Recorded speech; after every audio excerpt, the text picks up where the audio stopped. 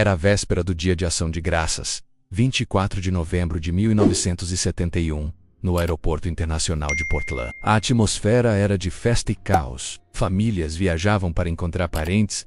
O aeroporto estava lotado. No meio da multidão, um homem caminhava com uma calma que destoava de tudo ao redor. Ele usava um terno escuro impecável, camisa branca engomada, uma gravata preta de clipe e mocassins lustrados. Ele parecia um executivo comum voltando para casa. Ele se dirigiu ao balcão da Northwest Orient Airlines e comprou uma passagem só de ida para Seattle. No voo 305, pagou $20 em dinheiro vivo. Quando perguntaram seu nome, ele disse apenas Dan Cooper. Ele embarcou no Boeing 727 e sentou-se na poltrona 18C, na última fileira. Acendeu um cigarro Raleigh e pediu um bourbon com refrigerante. Ninguém notou nada de errado. Ele era educado, tranquilo e invisível. O avião decolou às 14h50.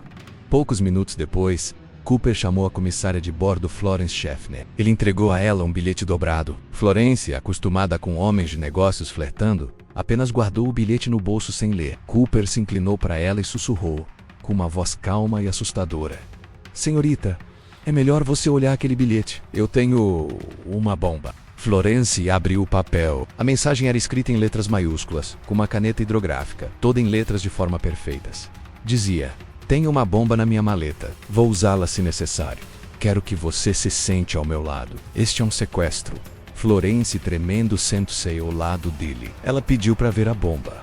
Cooper abriu a maleta calmamente. Dentro, ela viu 8 cilindros vermelhos, parecidos com dinamite, conectados por fios e uma bateria grande. Era real. Cooper fechou a maleta e ditou suas exigências. Ele não queria libertar prisioneiros políticos, nem fazer discursos. Ele queria algo muito mais simples. "Eu quero $200 mil em moeda americana negociável", disse ele.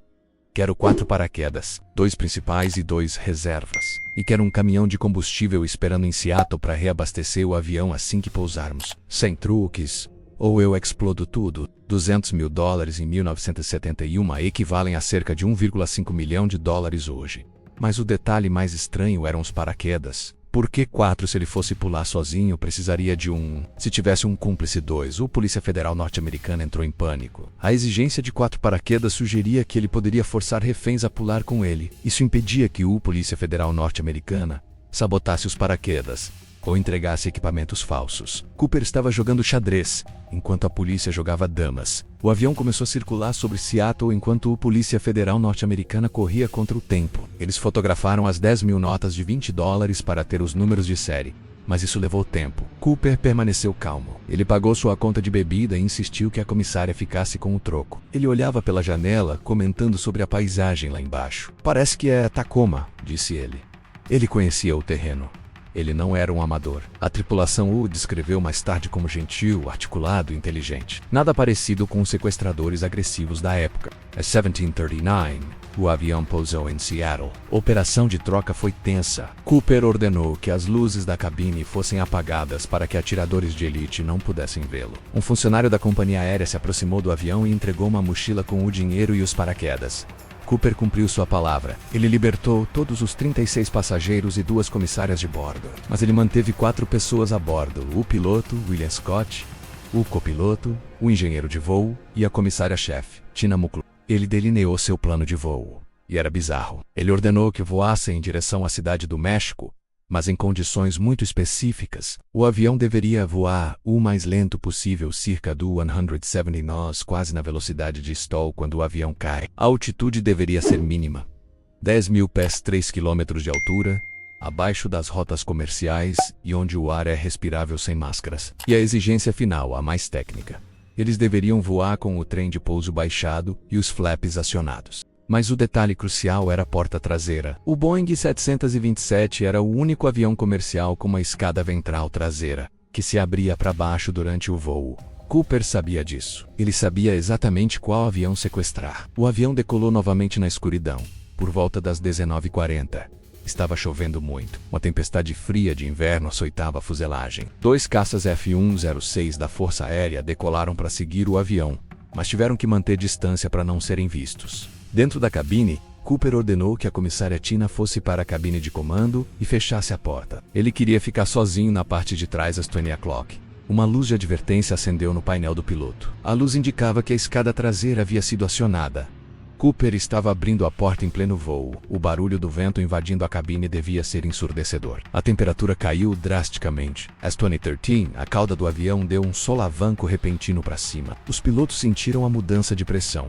Era o sinal físico. Um peso de cerca de 80 quilos havia acabado de deixar a aeronave. Dan Cooper, vestindo apenas seu terno executivo, seus mocassins e uma capa de chuva leve, havia saltado na escuridão, no meio de uma tempestade congelante, sobre as florestas densas do estado de Washington. Ele levou consigo dinheiro e 2 paraquedas. Ele deixou para trás a gravata preta e 8 bitucas de cigarro. Quando o avião pousou em Reno, Nevada, horas depois, a escada traseira estava abaixada, raspando faíscas na pista. Cooper havia sumido. O que se seguiu foi a maior caçada humana da história dos Estados Unidos. A Polícia Federal norte-americana lançou a Operação Não JAK.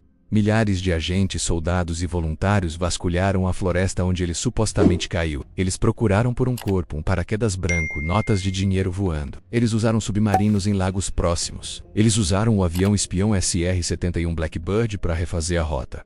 Eles não encontraram nada, absolutamente nada. Era como se Cooper tivesse evaporado antes de tocar o chão. As teorias começaram a surgir. A Polícia Federal norte-americana inicialmente achou que ele era um paraquedista experiente, mas especialistas discordaram. Ninguém experiente pularia naquela escuridão, naquela chuva, usando mocassins e uma capa de chuva. A temperatura lá fora era de -7 graus. A sensação térmica em queda livre seria de -50. Ele provavelmente congelou antes de abrir o paraquedas. Além disso, ele cometeu um erro fatal. Um dos paraquedas que ele pegou era um modelo de treino costurado que não abria. Se ele pegou o paraquedas errado no escuro, ele caiu para a morte como uma pedra.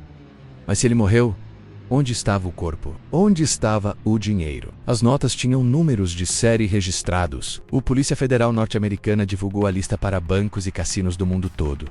Nenhuma nota apareceu. Porno-venoso, o silêncio foi total. Cooper virou uma lenda urbana. Um herói folk antissistema. Camisetas foram vendidas. DB Cooper, onde está você? Então, em 1980, o caso explodiu novamente. Um garoto de 8 anos, Brian Ingram, estava cavando na areia na beira do rio Columbia, fazendo uma fogueira para um piquenique com a família. Ele encontrou 3 pacotes de dinheiro podre, amarrados com elásticos, enterrados na areia.